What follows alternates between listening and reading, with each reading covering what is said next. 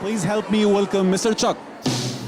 I was born by the river in a little tent.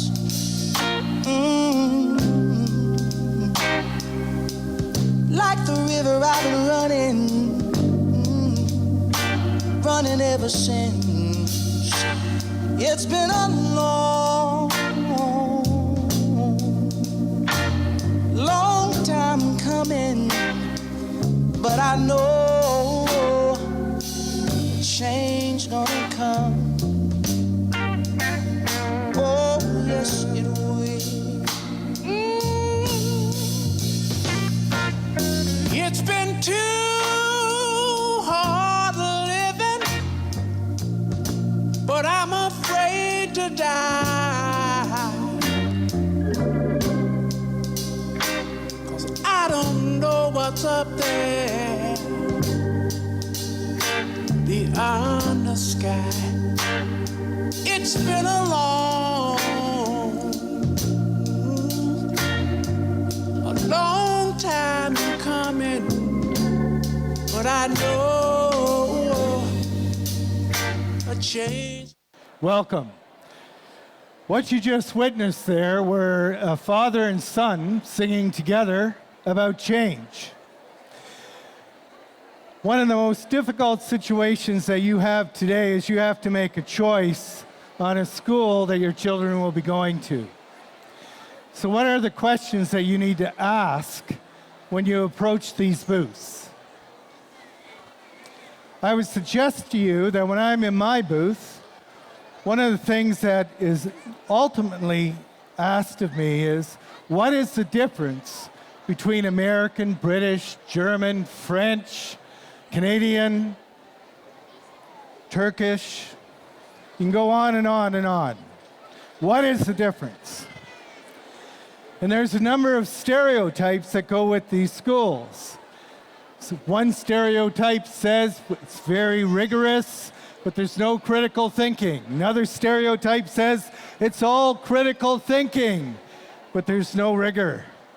Then there's another stereotype that says all you need to do is pay your money and you get your diploma. I would say to you that these stereotypes are false, that what you need to look at is the individual school. You have some British schools that are excellent. You have Canadian schools that are excellent. You have German, French, American schools that are excellent.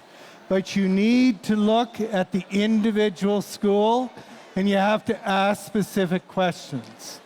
So don't get drawn into a stereotype.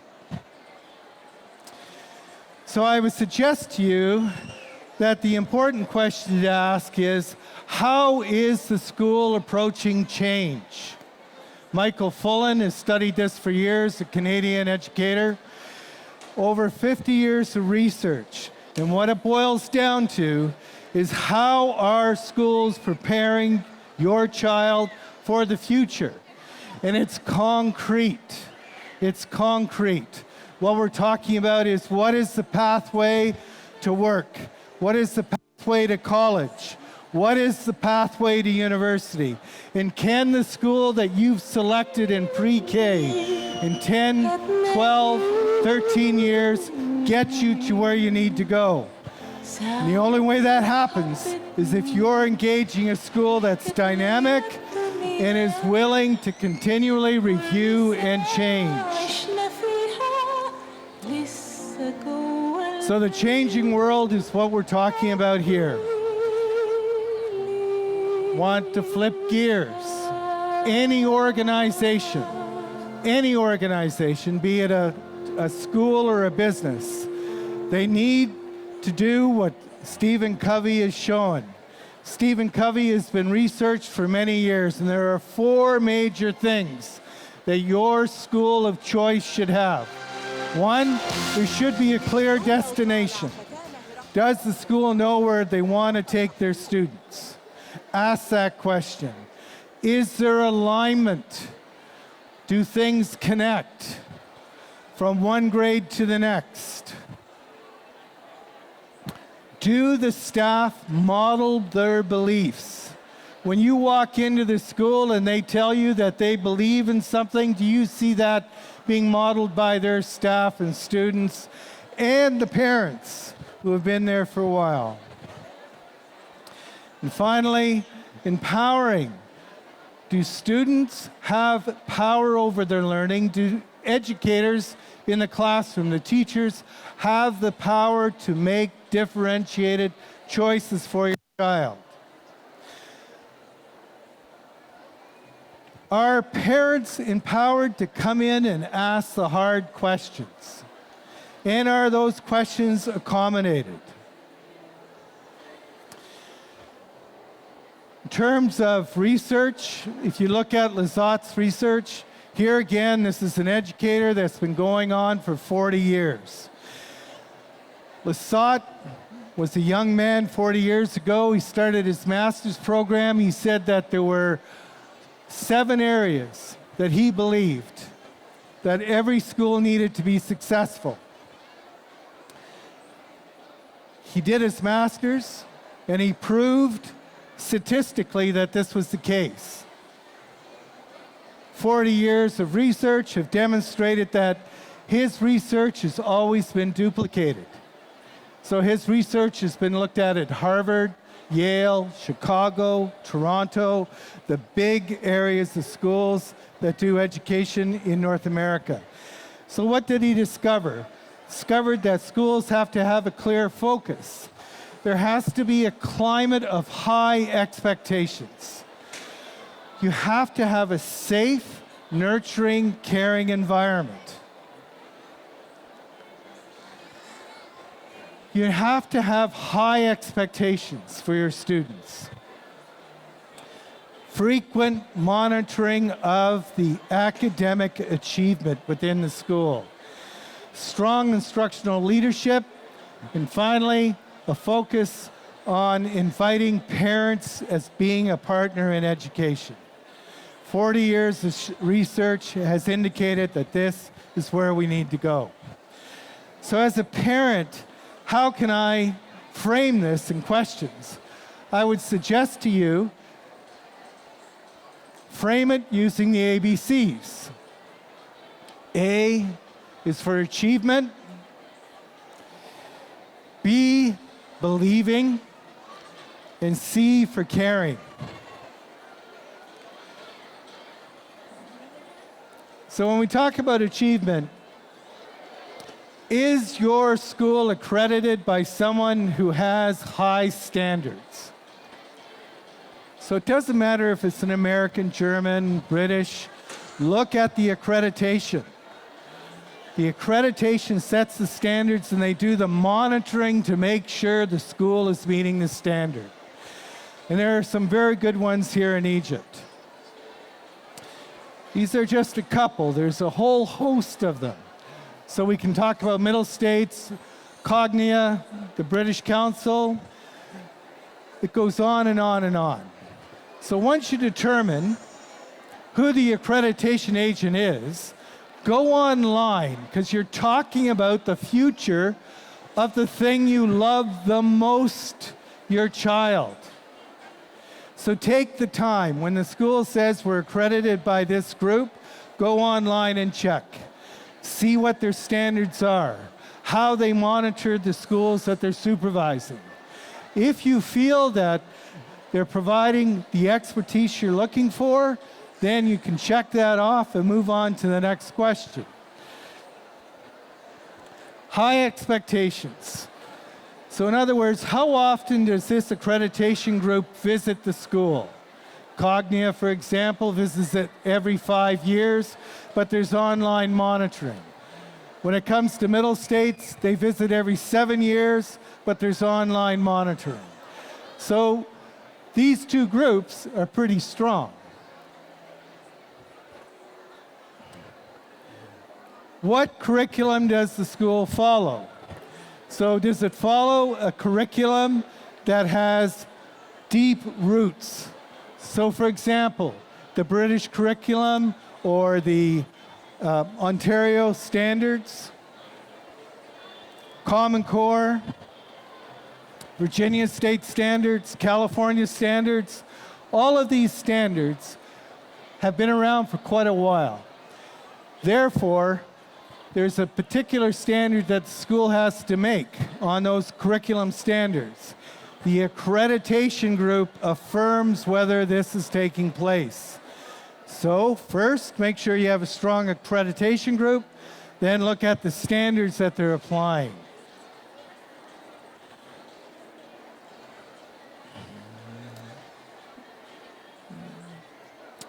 Critical thinking in the classroom. Too often schools will say to you, one of the things that we do is we have deep critical thinking happening all the time in the classroom. I would say to you, this is great, but they should be able to prove it, and they should be able to prove it through data. So I'm really pleased that my students are involved in critical thinking. Show me the evidence that this is taking place. So critical thinking, there are two major groups that schools often use. One is Bloom's taxonomy, and the other is Webb's. Both of these have had extensive research and can be applied and integrated within the curriculum. This is a strategy that's used in the classroom. It's not part of the curriculum. It's a strategy. It leads us towards ensuring that critical thinking is taking place. Digital learning is a must. It is a must. And I'm not going to speak about that a lot. Every slide here, think inside of your head, there's a little line saying digital learning.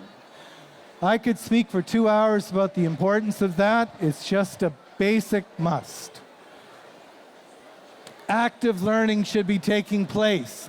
It shouldn't be like this. It shouldn't be someone lecturing in front of the classroom.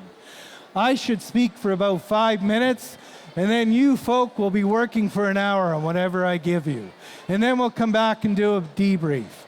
That's a good classroom, not someone who's an expert at the front lecturing the way I'm doing. So look and ask these questions. If active learning is taking place, who are some of the people that you look to make sure that this is taking place? Marzano is one of them. He has a number of strategies. Go online, look for Marzano. You'll see a whole host of information dealing with this. This talks about interactive learning. So you have your curriculum, don't mix it. Curriculum is what's being taught. The interactive is the pedagogy, how it's being taught. The how is just as important as the what. This is another example of how active learning takes place. Spencer Kagan has done a lot of research on this, has multiple strategies that can be used in the classroom that ensure collaboration and cooperation is taking place. Why am I stressing this? I'm stressing this because when your child enters the workplace, for them to be successful, they need to collaborate with their coworkers. But I will say to you this, it's not just their co-workers they're collaborating with. They're going to have to be collaborating with someone in New York, or someone in Hong Kong, someone in Ottawa, Canada. They will have to have the skills to be able to collaborate with people not only in their culture, but outside of their culture to be success. And I would go one step further and say to you that if you believe in Egypt, you will believe that what we need to do is bring the outside world in to make Egypt strong. And I have a strong belief in that with my students. And that's why it's important that they understand how to collaborate and how to coordinate and how to learn through working with others. So, the school says to you, look, I've got a strong curriculum. I use Kagan strategies. I use Marzano. Then you walk away from the booth and you think, okay, great, it's happening. It's not happening. It's not happening because you have to go to the next question. Show me how it's happening. So look at how schools do their planning. Are there questions that are in place right embedded in the planning? Is the curriculum noted in the planning, the standard? Are assessments noted in the planning? And is the strategies for learning in the planning? Because through this, then you can see it's being applied. How often is the curriculum being reviewed is the next question, because curriculum is not static. Curriculum is not static, it's dynamic. So the school should be regularly testing their curriculum and seeing if it's current. So just saying you have digital learning, which all schools should have, is not enough. How are they applying that? And are they staying current with the current technology that's in place? Because when they leave the school and go into the workplace, they need to be able to be familiar with the current technology and the current curriculum of the culture of the workplace. Remember I spoke to you at the beginning about alignment. Does everything connect? So does this connect? Does this connect? Does the curriculum connect with what's happening in the classroom, with what's happening with assessment? And then do they take that assessment and look at data and then do differentiation to ensure that your child need is being met based on their performance? Adjustments are made and then a planning takes place. So when I talk about data, it's very important. How are schools gathering data to make decisions? I would suggest to you that Victoria Bernhardt is someone that you should look up. There are 4 areas of data that apply to all schools. All schools. One of those areas is called outcome data. What is outcome data? Outcome data is how well the student performs. So in other words, how well did they do on their exam? How well did they do in SAT? How well did they do in the test? It's a mark with performance and time, okay? It's a mark with performance and time. And I'll go one step further. I can have 2 students here. One is an Olympic athlete, and the other is in a wheelchair.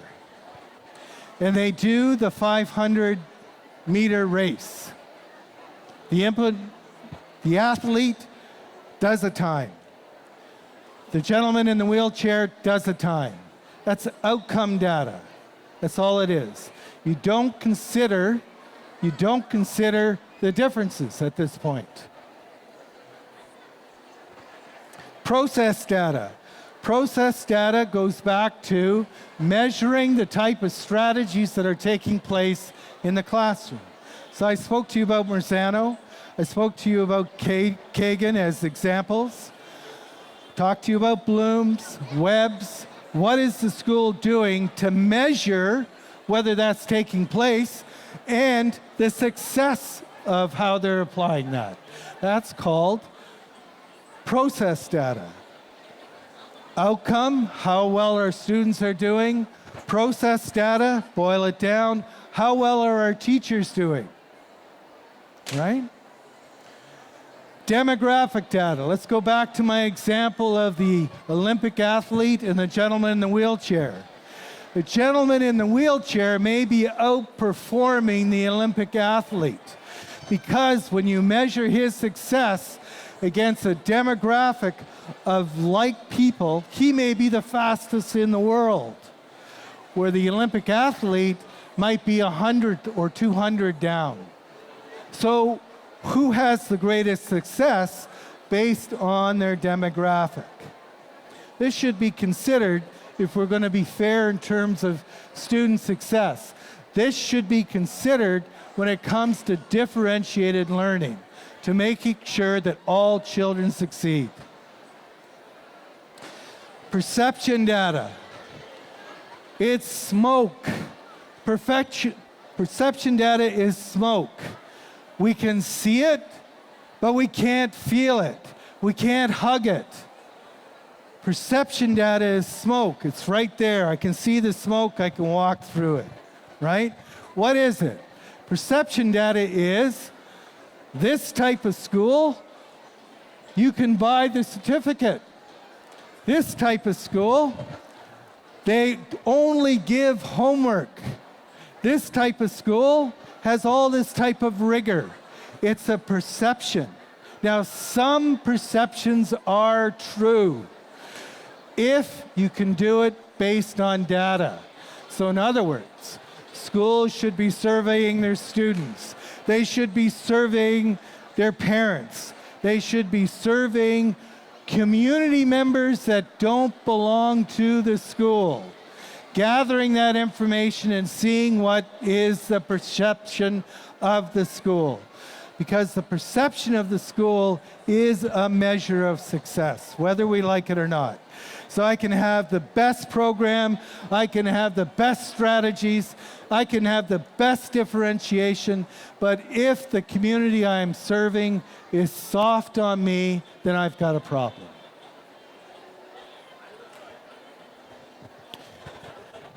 Are we giving regular feedback and next steps? Formative and summative assessment. Make sure you ask this question when you go around to the schools. Formative assessment is, all right, those of you at the front, sir, can I talk to you just for a sec? Sir? Sorry, sir? Give me a thumbs up if you understand what I'm doing. Do you understand what I'm saying? Yes? Do this then. Okay. In the classroom, I could say to students, if you understand me, give me a thumbs up. If everybody gives me a thumbs up, that's formative assessment. They understand. They go like this, they got to step back and redo it. If they go like this, probably redoing the whole lesson. That's formative assessment, all right? Summative assessment is, I'm going to sit you down and I'm going to give you a test. I write the test, I get a mark. That's summative. I got 78 out of 100. That's summative, right? Formative, how are we doing in the lesson, right? Both of them are important. Diagnostic, come on down to my school. By the way, you got to write a little entrance exam. Sit down, no stress. Write the entrance exam. That's diagnostic, right? I haven't taught you anything. I'm not doing any lessons. I'm just seeing where you're at, okay? Gotta go? Sorry. Okay. I'm gonna give you some examples of data that should be taking place in the school. I apologize. Believing is important.